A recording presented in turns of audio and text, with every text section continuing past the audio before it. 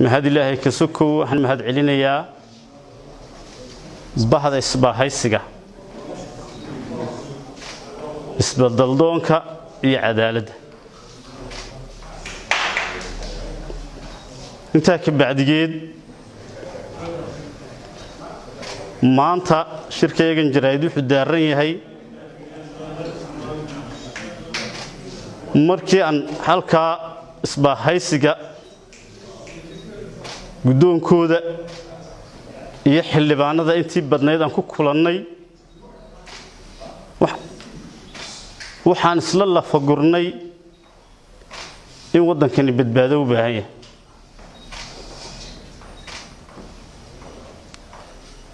kow waxaan ku heshiinay oon ummadda reer awdal u sheegaya oonan iskuna dhaarsannay intii joogtay in miisaaniyadda qaranka 6 gobol si siman loogu qaybiyo oo cadaalad ku jirto waayo SDF2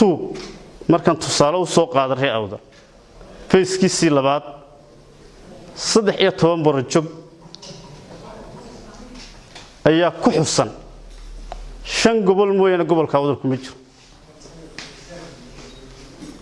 gobolada qaarkood baa 3 meelood kaga xusan waxaan ka tagnay cadaalad darrada anu kulmiyana ahaan doona laakiin cadaaladdu meesha ay taalo maanta waddanku cadaalad buu baahan yahay maanta cadaaladda cid noogu heelisan coalition ama isbahaysi la samaysan haddaan reer awdalna waxaan ka tagnay waxba qarsan mayne waxaad ku qarsataa oo ku qarsadaa bay Soomaalidu tiraahdo cadaalad darrada muuse madaxweynaha waddanka jooga maanta cadaalad darradiisa ayaan ka tagnay Soomaalidu waxay tiraahdaa meed la sii sido maxaa hebel oo aan meed la sii sido marxaadkaas la sii sida oo ah kulankayagii 2 jeer ahaa maalintii aan hadlay in hawsha shir guddoonka ka hadlaynay in cadaalad loogu qaybiyo dadka way dhici weyd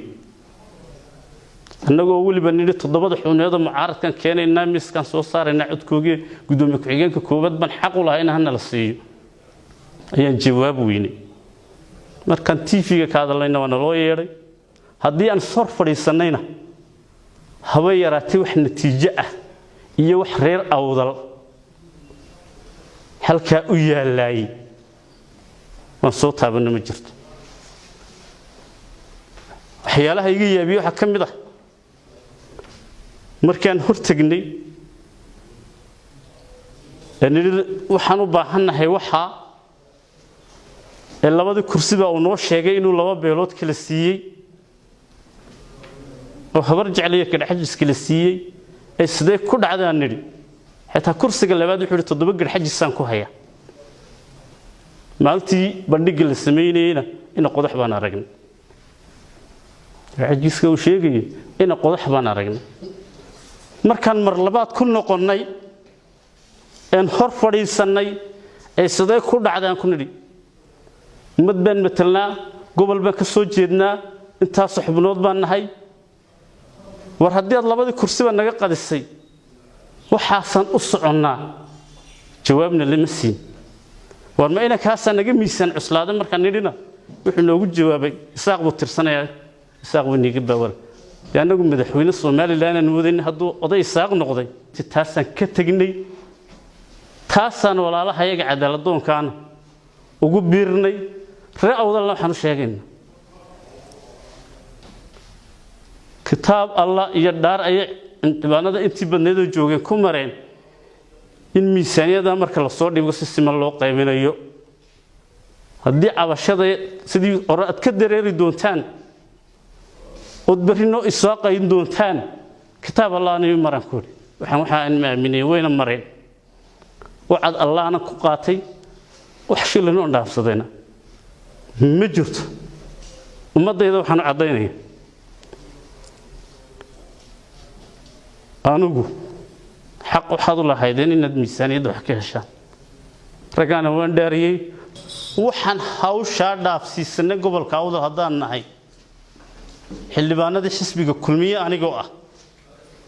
inta kalena u talinayo walaalahay leeyahay war dariiqa xaqa ah kitaab baa layni marin doonaa ilaahay baan u dhaarannay laba jeer baan madaxweynaha hortagnay jawaab baynu weynay war ilaahay baan nagu dhaarshay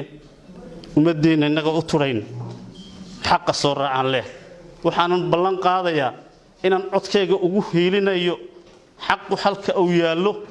oo garabka isbedel doonka Cabdirasaaq Khaliif iyo Umar Jaamac iyo Cali Xaamid waxaan u mahadnaqayaa saaxiibkay xildhibaan Maxamed Xuseen Maydhane oo maanta halkan nala jooga go'aansadayna in uu aragti ahaan ku taageero isbahaysigii aanu dhisnay ee isbedel doonka ahaa iyo inuu ka jawaabo doonistii shacabka Soomaaliland ay u codeeyeen ee ahayd isbedel marka koowaad waa soo dhaweynaya waana u mahadnaqayaa marka labaad waxaan halkan ka caddaynayaa saaxiibkay sida uu isba xusay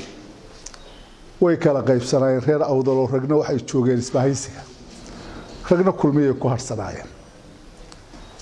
qaybtii koowaad ee doonistii reer awdal waanu ka jawaabnay isbahaysi ahaan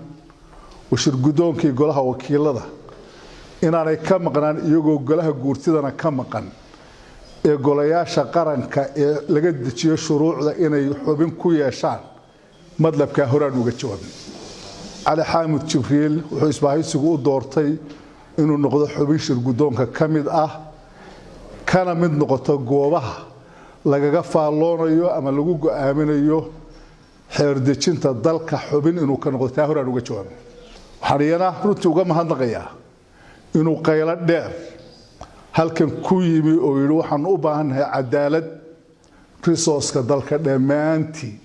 wixii deegaankaasi xaq u leeyahay ama ha noqoto talada ama ha noqoto dhaqaalaha